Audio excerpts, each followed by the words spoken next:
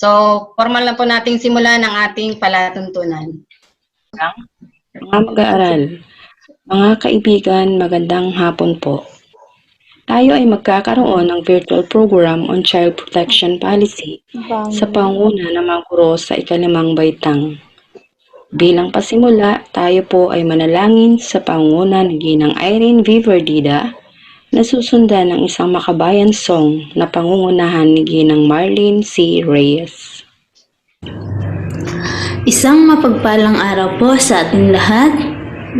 Tayo po ngayon ay patuloy na dumulog sa ating Panginoon. Hingi tayo ng gabay at tulong upang maging matagumpay at maayos ang ating training program sa araw na ito. Habang inaawit po ang kantang ito, patuloy po nating damhin ang presensya ng ating Panginoon.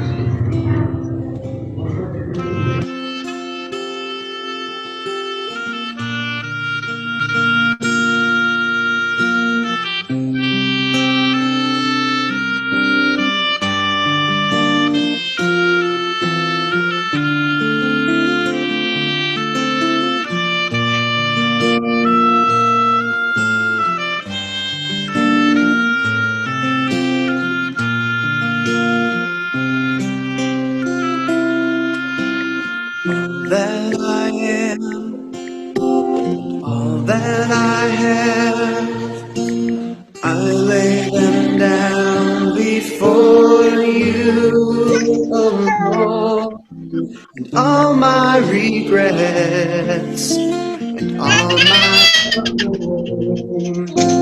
joy and the pain I'm making.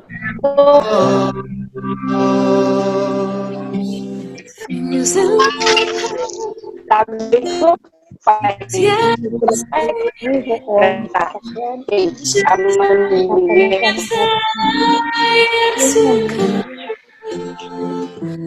all of my hopes, all of my plans, my heart and my hands are lifted to you.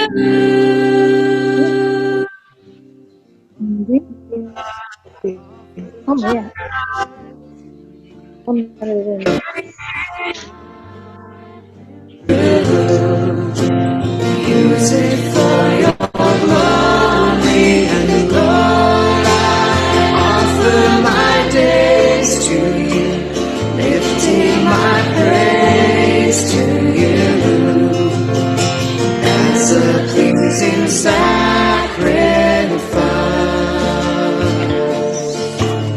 Lord, I offer you my love.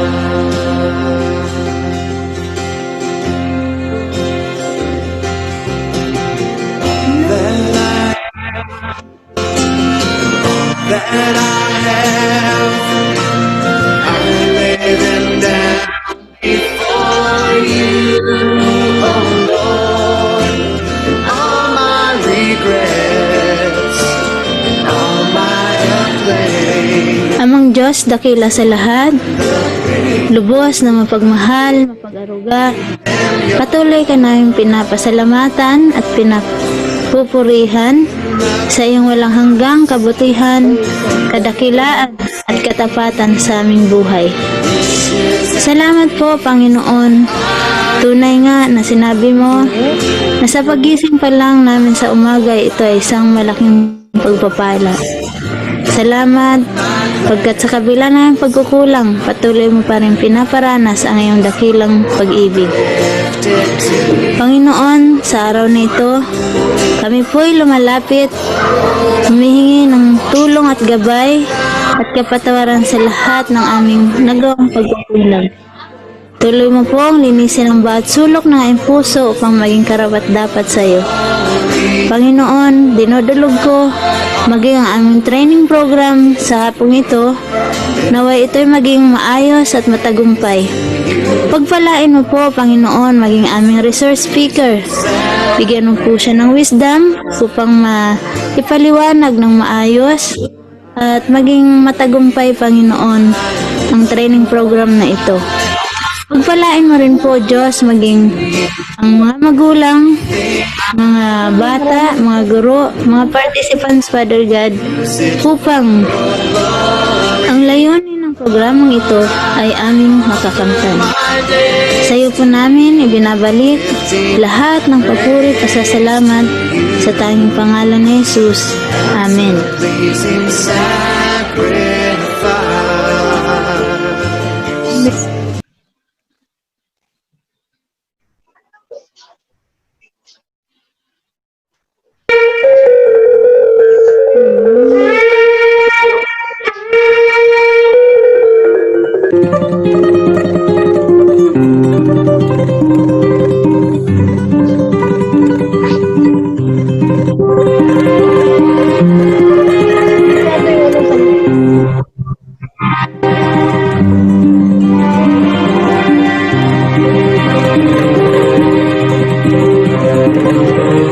Ang bayan kong Pilipinas, lupain ng ginto't bulaklak, pag-ibig na sa kanyang pala, nag-alay ng kanyang dilag, at sa kanyang yumi at ganda, dayuhan ay nahalina. Bayan ko, binihag ka, nasadlak sa dusa.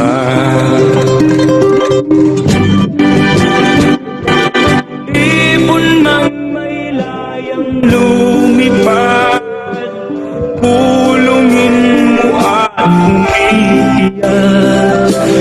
Bayan pa kayang sakdal nila, ang di magnasang makaalpas. Pilipinas kong minumutya, pugad ng luha at dalita, aking adhika, makita kang sakdal laya.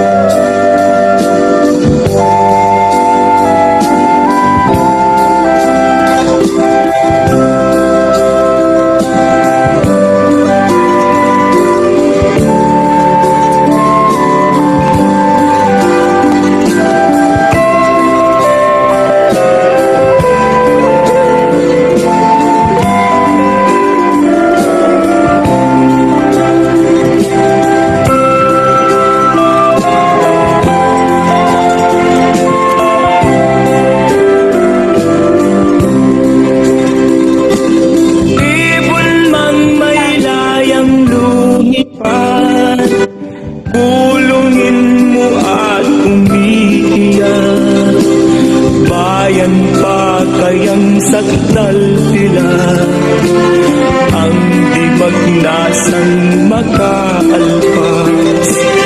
Pilipinas kong minumutya, pugad ng luha at dalita, aking adhika, makita kang sakdal laya.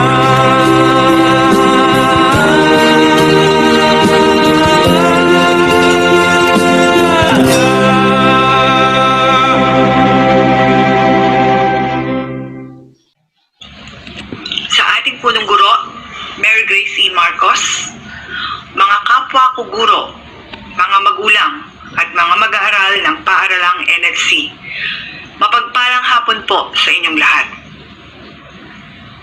Ang DepEd Order number 40 Series of 2012 o kilala bilang Child Protection Policy ay may layuning maipaabot ang mga karapatan ng mga kabataan laban sa iba't ibang uri ng pang-aabuso sa loob o labas man ng paaralan. Upang higit nating maunawaan ito, ang team ng Grade 5 sa pangunguna ni Ma'am Irene Berdida ay naglunsad ng ganitong pagtitipon, kahit may pandemic, hindi ito naging hadlang. Mayroon nga tayong kasabihan. Kung gusto mo, may paraan. Kung ayaw mo, may dahilan. Magandang hapon po sa inyong lahat.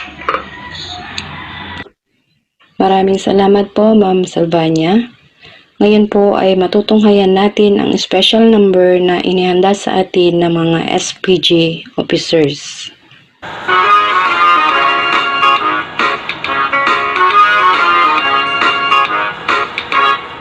Ngayon ay buwan ng brigada, halina at makiisa, ala at makibaka, umawa ng sama-sama. Kahit tayo ay may pandemya, tuloy natin ang brigada. Tayo'y tumulong magdisinfekta, upang virus ay mapuksan. Sa NXT ay may brigada, brigada para sa eskwela. Bawat isa ay sumuporta sa layunin ng programa. Bayani ay panatilihin, lumusad sa lisan ay edukasyon para sa ating mga kabataan. Sa NXT ay may brigada, brigada para sa eskwela. Bawat isa ay sumuporta sa layunin ng programa. Bayani ay manatilihin, lumusad sa lisan ng edukasyon para sa ating mga kabataan.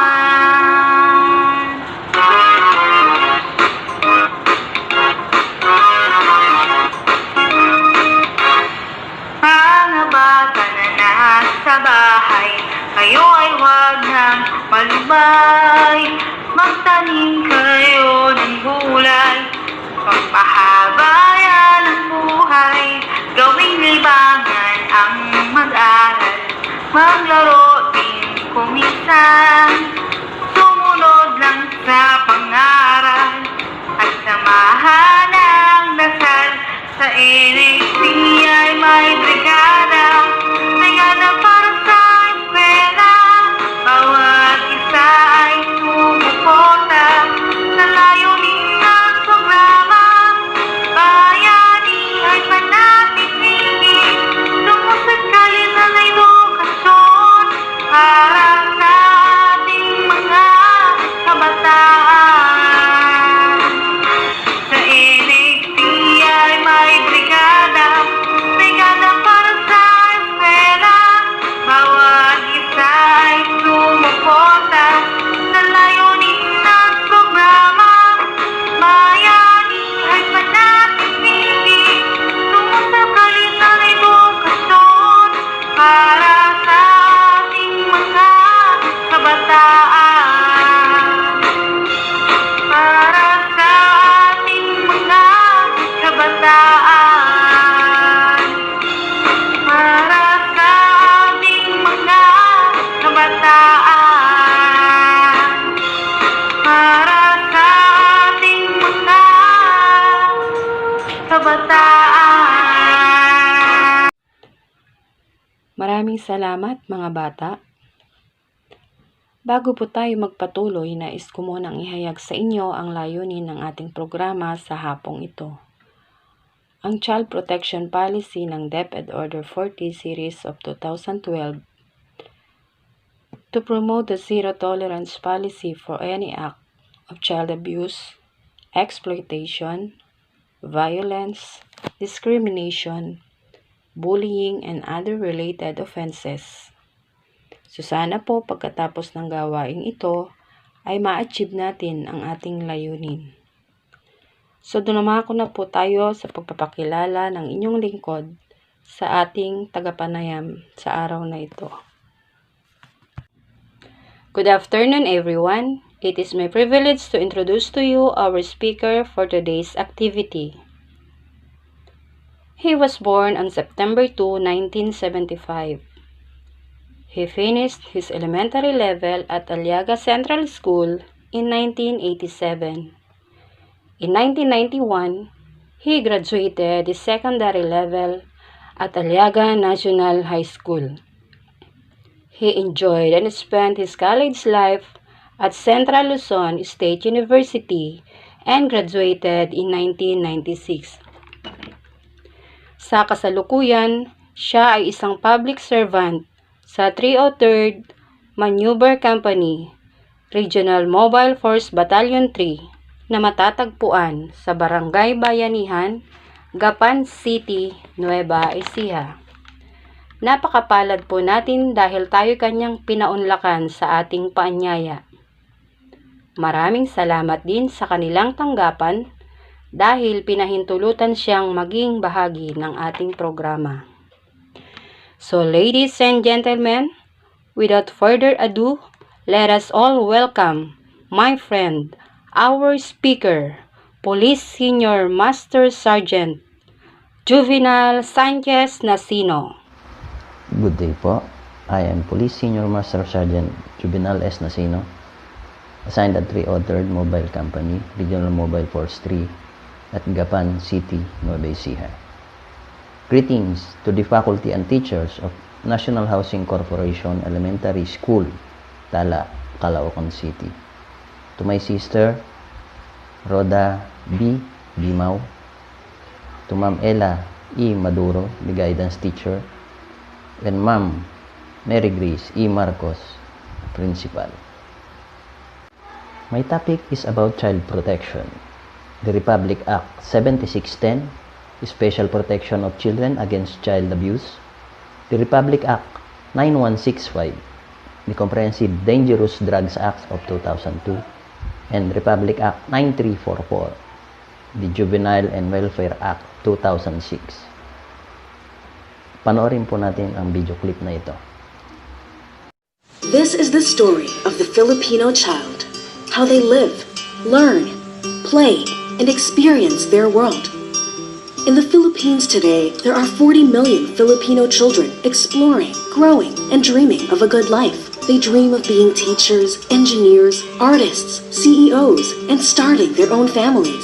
Let's take a journey into their lives, witness their challenges, and celebrate their milestones. Nearly 5,000 Filipino children are born each day. Because some of their mothers had poor nutrition, 27 of every 1,000 of them will not get to celebrate their 5th birthday. A third of them will grow up in extreme poverty, living in slums or inaccessible rural barangays, their families living a hand-to-mouth existence, unable to take them to the health center to be immunized and be protected from diseases. There are still families with no access to basic drinking water and toilets, and yet some children who do make it beyond their 5th birthday become malnourished. This becomes more of a problem when a typhoon, earthquake, or conflict threatens their family's safety and income and makes them even more vulnerable.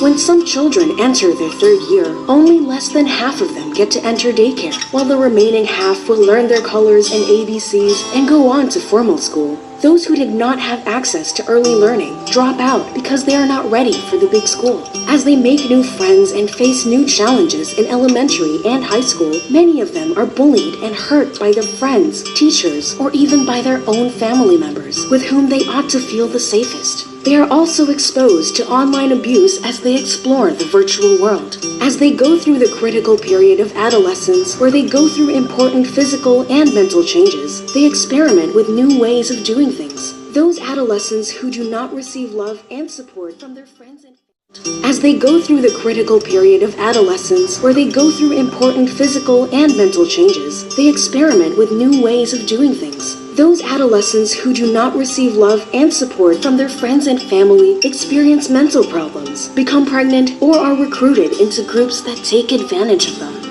Further, the current laws must be improved to protect children's rights. The good news is, we don't need to reinvent the wheel. We know what it takes to let children live out their full potential. To make a difference, we have to continue to improve laws for children, build the capacity of government workers serving them, and make sure we have the right information and resources to respond to their needs. As a society, each one of us has a responsibility to ensure that all are heard and children do not experience violence, abuse, neglect, and exploitation. Because every child has the right to grow up healthy, educated, and protected to help them lead a fulfilling life. The government to a child, it is said that the state shall intervene on behalf of the child when the parent, guardian, teacher, or person having care or custody of the child against abuse, exploitation, and discrimination. It shall be the policy of the state to protect and rehabilitate children gravely threatened or endangered by circumstances which affect or will affect their survival and normal environment. Unreasonable deprivation of his basic needs for survival, such food and shelter. Failure to give immediate medical treatment to any injured child, resulting in serious impairment of his growth and development or in his permanent incapacity or death. Where do rights begin? Philippine Constitution, Article 2, Section 12. The state recognizes the sanctity of family life and shall protect and strengthen the family as a basic and autonomous social institution. It shall equally protect the life of the mother and the life of the unborn from conception. Presidential Decree 603, Article 3, Section 1, Child and Youth Protection Code. A child is endowed with the dignity and worth of a human being from the moment of conception, generally accepted in medical parlance, and is therefore entitled with the right to be born well. Definition of a child. A child is a person who is below 18 years of age. And a child also is a person who is above 18 but cannot take care of himself due to a certain circumstances.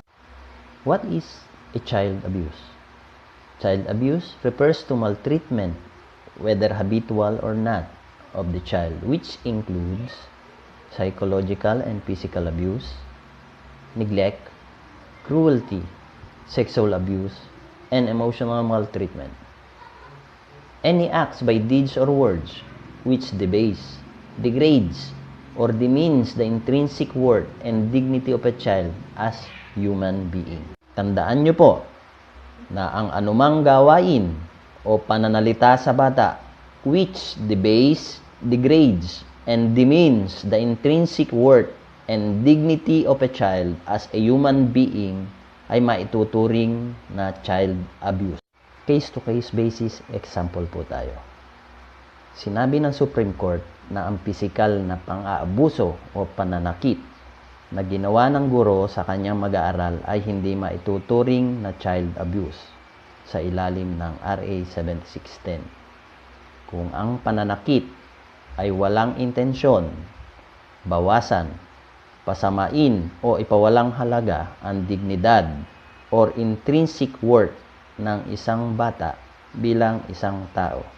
Ito ay halimbawa sa kaso ni Ma'am Virginia J. Abalde with GR number 195224. Elementary teacher si Ma'am Virginia at grade 1 student si Lynn. Ayon sa prosecution, naglalaro itong si Lynn kasama ang mga classmate at kaibigan sa loob ng paaralan. Sa kanilang paglalaro ng langit at lupa, ay nahawakan ni Lynn ang balikat ng classmate na si Nova, na anak ni Teacher Virginia. Na mahawakan ni Lynn ang balikat ng kalaro, ay nahulog si Nova at nagresulta ng pagkasugat sa kanyang ulo. Nung malaman ni Teacher Virginia, ay agad pinuntahan ang anak at nang makita si Lynn, ay agad niya itong sinampal sa leeg at sinakal.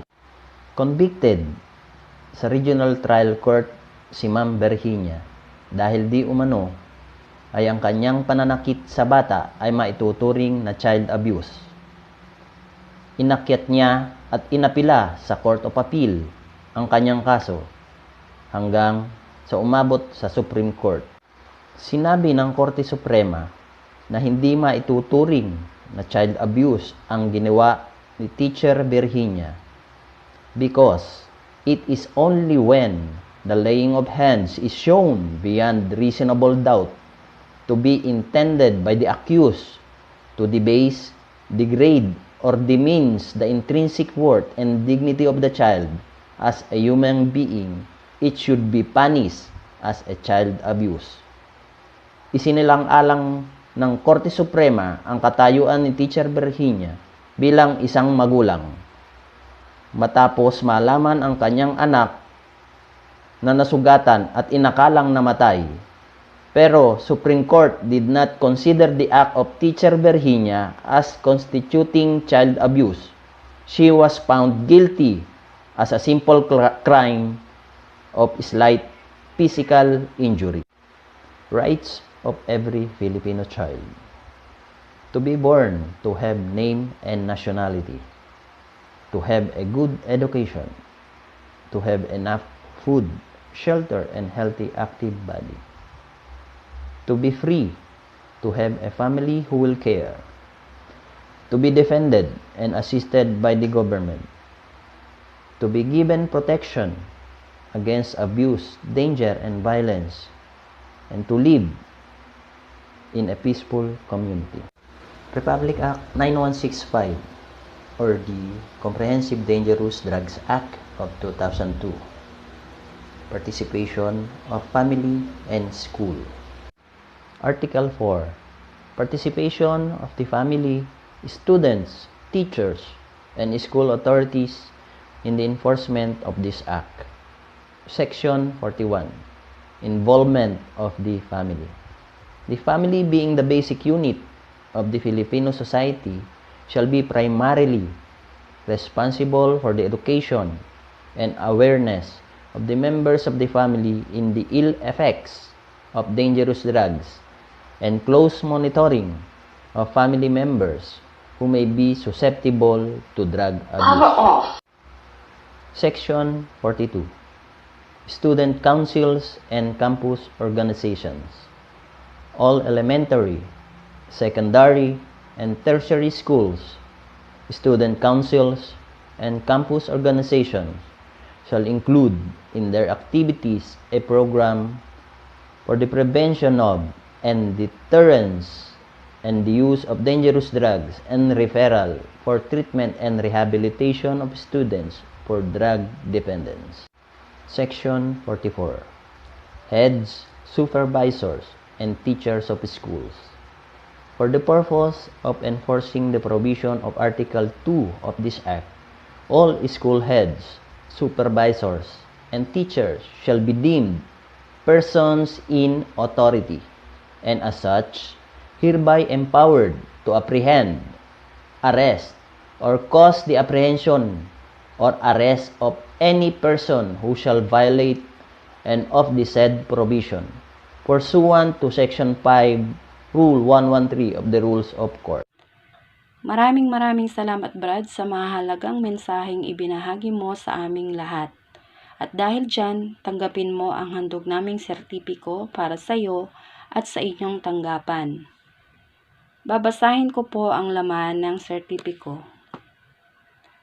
Department of Education, National Capital Region, Schools Division Office, Caloocan, NHC Elementary School. This certificate of recognition is hereby awarded to Senior Police Master Sergeant Juvenal S. Nasino for sharing his expertise as a resource speaker on the topic entitled Child Protection Policy during the virtual info programs on a Plan Balik Eskwela and Brigada Eskwela 2020 of NHC Elementary School, LWCP Road, NHC Village, Tala, Caloocan City. Given this 11th day of July 2020. Signed, Irene V. Verdida, Brigada Eskwela Coordinator, and Mary Grace E. Marcos, OIC Principal. Another certificate of appreciation is hereby awarded to 303rd Mobile Battalion, Regional Mobile Force Battalion 3 for sending and allowing Police Senior Master Sergeant Juvenal S. Nasino for sharing his expertise as a resource speaker on the topic entitled Child Protection Policy during the virtual info programs on Aplan Balik Eskwela and Brigada Eskwela 2020 of NHC Elementary School, LWCP Road, NHC Village, Tala, Caloocan City, given this 11th day of July 2020, signed Irene V. Verdida, Brigada School Coordinator, and Mary Grace E. Marcos, OIC Principal. Thank you and congratulations. Maraming salamat po. Ngayon naman po ay saksihan natin ang inihandang output ng mga magulang kasama ng kanilang mga anak. Panoorin Wala po ako sa natin. Facebook.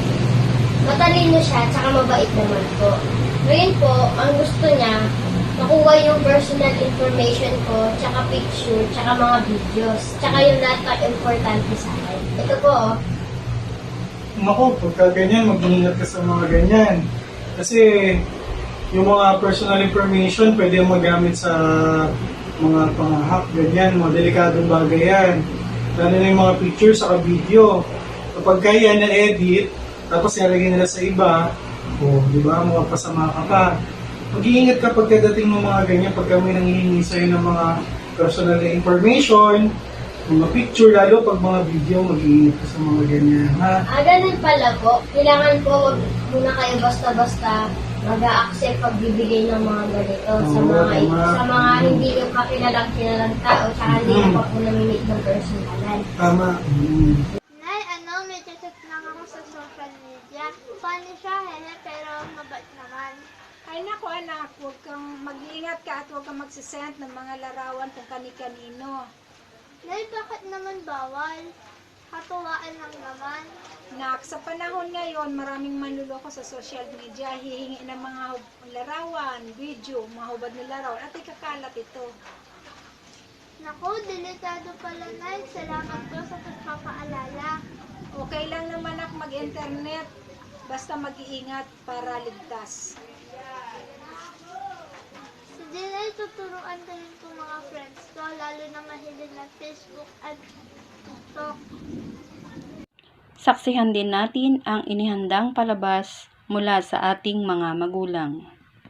Awareness on mental health and safety standards ay briefing programs na i-offer para manatiling ligtas at di may stress. Maraming salamat po. Ngayon naman ay dumako tayo sa isang mensahe na magmumula sa ating SPG advisor. Tawagin po natin Ginoong Eduardo G. Reyes.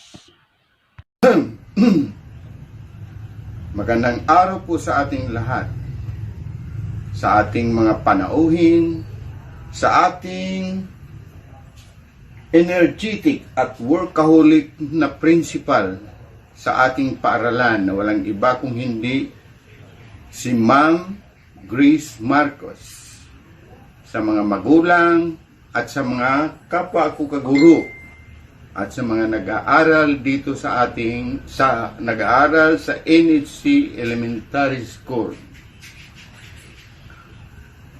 Napakinggan at napanood natin ang tungkol sa kahalagahan ng mga bata sa ating lipunan. At ito ay ginagawa namin dito sa paaralan upang hubugin sila. Ganon din sa mga magulang para maturuan sila kung ano ang ibig sabihin ng Child Protection Policy. Kaya ang huling mensahe na sasabihin ko ay alagaan, turuan natin ang ating mga anak, hubugin ng tamang aral ang kanilang murang isipan, upang masundan natin ang sinasabi ng ating pambansang bayani na walang iba kung di si Dr. Jose Rizal, na ang mga kabataan ay siyang pag-asa ng ating bayan. Muli, magandang araw po sa ating lahat at God bless po sa ating lahat. Maraming salamat po. Maraming salamat po, Sir Reyes. Sa ngalan po ng lahat ng kawani ng paaralang elementarya ng NHC, sa pangunguna ng aming punong guro, Binibining Mary Grace E. Marcos, kami po ay lubos na nagpapasalamat sa inyo na naging bahagi ng palatuntunang ito. Atin pong tatandaan, walang mga abuso kung walang magpapaabuso. Hanggang sa muli, ito po ang inyong tagapagdaloy ng palatuntunan, Ma'am Rhoda B. Bimao, nagsasabing, stay safe, God bless us all. Thank you.